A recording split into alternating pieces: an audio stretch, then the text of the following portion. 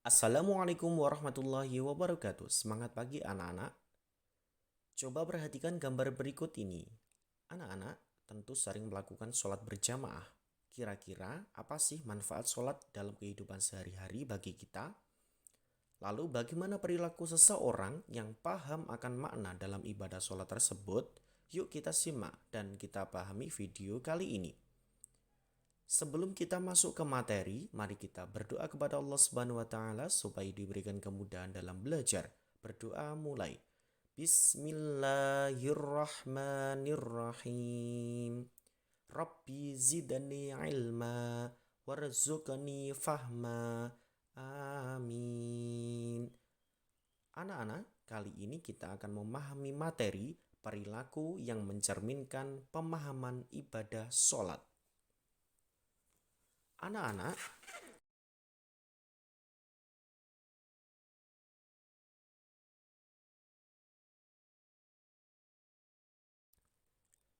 yang pertama ada kebajikan terhadap sesama. Melatih kekompakan, sholat fardu lebih baik dikerjakan secara berjamaah karena lebih utama dan pahalanya lebih banyak. Pada saat sholat berjamaah akan terlihat kompak. Seorang imam sebelum memulai sholat selalu memperhatikan kesiapan makmumnya. Shaf-shaf harus disusun secara rapi, lurus, dan rapat di antara para makmum. Selanjutnya, imam memulai sholat dan diikuti oleh makmumnya, sehingga selesai gerakan sholat, imam dan makmum selalu kompak. Yang kedua, mematuhi perintah ketua kelompok. Dalam melaksanakan sholat berjamaah, imam selalu diikuti oleh makmumnya, mulai dari takbir, ruku, sujud, tasyahud, dan gerakan imam lainnya selalu dipatuhi makmumnya. Dan makmum tidaklah boleh mendahului gerakan imamnya. Pelaksanaan sholat berjamaah dapat dijadikan sebagai teladan. Imam sholat sebagai ketua kelompok, perilaku ketua kelompok harus benar dan baik agar dapat diikuti oleh anggotanya. Anggota kelompok harus patuh kepada ketuanya. Selanjutnya, yang ketiga, tidak marah bila dinasihati. Imam harus menerima kesalahannya jika melakukan kesalahan dalam melaksanakan sholat. Makmum juga harus mau dan berani memberitahu kesalahan imamnya ketika gerakan imam salah. Makmum berucap subhanallah ketika bacaan imam salah atau lupa. Makmum harus membetulkannya. Selanjutnya, anak-anak, yang keempat ada suka mengirimkan salam dan mendoakan teman. Setiap melaksanakan sholat selalu diakhiri dengan ucapan salam. Salam berarti keselamatan, kerahmatan, dan keberkahan bagi orang lain. Dengan demikian, sholat mengajarkan kita untuk saling memberikan salam sesama teman. Terlebih lagi, salam juga bisa bermanfaat untuk mendoakan teman. Dengan saling memberikan salam berarti mendoakan kamu akan bertambah akrab dengan teman-teman. Selanjutnya, yang kelima, menepati janji. Orang yang terbiasa sholat di awal waktu akan terbiasa dengan kedisiplinan. Ia tidak suka menunda-nunda waktu sholatnya. Sepertinya ia sudah punya janji kepada Allah Subhanahu wa taala untuk menjumpanya pada awal sholat.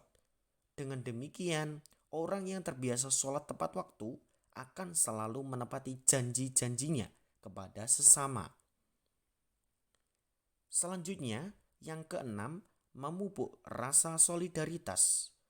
Sholat diwajibkan bagi setiap muslim tanpa adanya perbedaan kaya, miskin, laki-laki, wanita, pejabat, rakyat jelata, pintar, bodoh, mukim, safar, sehat, atau yang sakit sekalipun. Bahkan tidak ada pembedaan atau pengkhususan saf-saf sholat di dalam masjid. Bagi yang datang lebih dahulu, boleh menepati saf-saf terdepan. Ajaran sholat yang demikian itu dapat memupuk rasa solidaritas. Semua jamaah menyatu dalam perasaan hati dan pikiran yang sama. Mereka saling bertemu dan menyapa. Akhirnya mereka dapat saling membantu dalam kebaikan. Selanjutnya, di poin B, menghindari perilaku tercela. Tadi di poin A, kebajikan terhadap sesama. Sekarang di poin B, menghindari perilaku tercela. Ada beberapa perilaku tercela yang dapat dihindari bila kita memahami makna ibadah sholat secara benar. Beberapa perilaku tercela tersebut adalah yang pertama, mengungkit-ungkit pemberian. Sholat yang khusyuk senantiasa mengajarkan kita keikhlasan, yaitu semua amal yang kita lakukan hanya untuk Allah Subhanahu wa taala semata. Apabila niat sudah ikhlas, maka kita tidak peduli dengan penilaian orang lain, tidak mengharapkan pujian atau imbalan, tidak bersedih karena dicaci atau berkurang harta, serta tidak menyebut-nyebut sesuatu yang sudah diberikan karena dilakukan dengan ikhlas hanya karena Allah Subhanahu wa taala. Yang kedua, meremehkan teman. Sholat mengajarkan kita untuk merendahkan diri di hadapan Allah Subhanahu wa taala. Sholat yang khusyuk akan menyadarkan kita betapa kecilnya diri kita di hadapan Allah Subhanahu wa taala. Oleh karena itu, tidaklah pantas kita meremehkan ciptaan Allah lainnya. Salah satunya adalah meremehkan teman kita. Yang ketiga, ingin menang sendiri. Siapa yang datang lebih dahulu di masjid, maka ia berhak menepati saf sholat terdepan atau yang ia inginkan. Adapun orang yang datang belakangan hanya berhak menempati saf sholat yang tersisa. Ia tidak bisa bersikap ingin menang sendiri. Ia tidak boleh menggeser atau meminta jamaah yang pindah ke tempat lain karena ia menempatinya. Sikap ingin menang sendiri seharusnya dihindari. Selanjutnya, yang keempat, mencuri.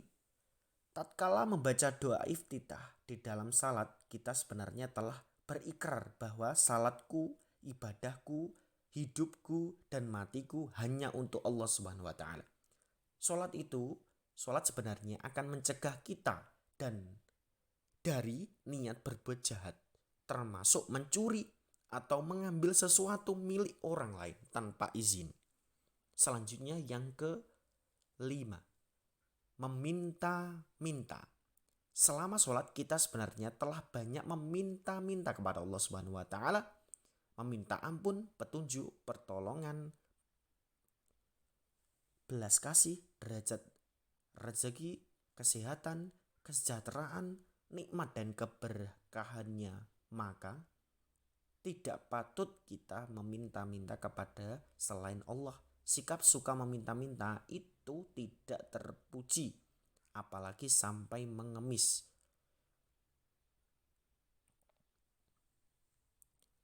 Berbohong selanjutnya. Yang terakhir, orang yang bisa berbohong kepada orang lain tetapi sebenarnya ia tidak bisa berbohong kepada dirinya dan Allah. Seorang yang beriman tentu menyadari hal itu dan tidak akan berbohong tatkala ia tidak kepada Allah Subhanahu wa taala. Maka setiap sholat kita selalu diingatkan tentang hal itu. Ketika akan berbohong, kita akan teringat terhadap pengawasan Allah Subhanahu wa taala. Nah, anak-anak, di dalam ibadah sholat tentunya kita harus menghindari hal ini. Contoh, kita dilarang mengganggu teman ketika beribadah sholat. Artinya ketika kita mengganggu teman, kita akan mendapatkan dosa. Dan tentunya hal itu sangat dibenci oleh Allah Subhanahu wa Ta'ala. Mungkin hanya itu yang dapat saya sampaikan. Apabila ada kurang lebihnya, saya mohon maaf. Wassalamualaikum warahmatullahi wabarakatuh. Jika kalian suka dengan channel ini, jangan lupa ditekan tombol subscribe dan jangan lupa tekan tombol loncengnya. Terima kasih.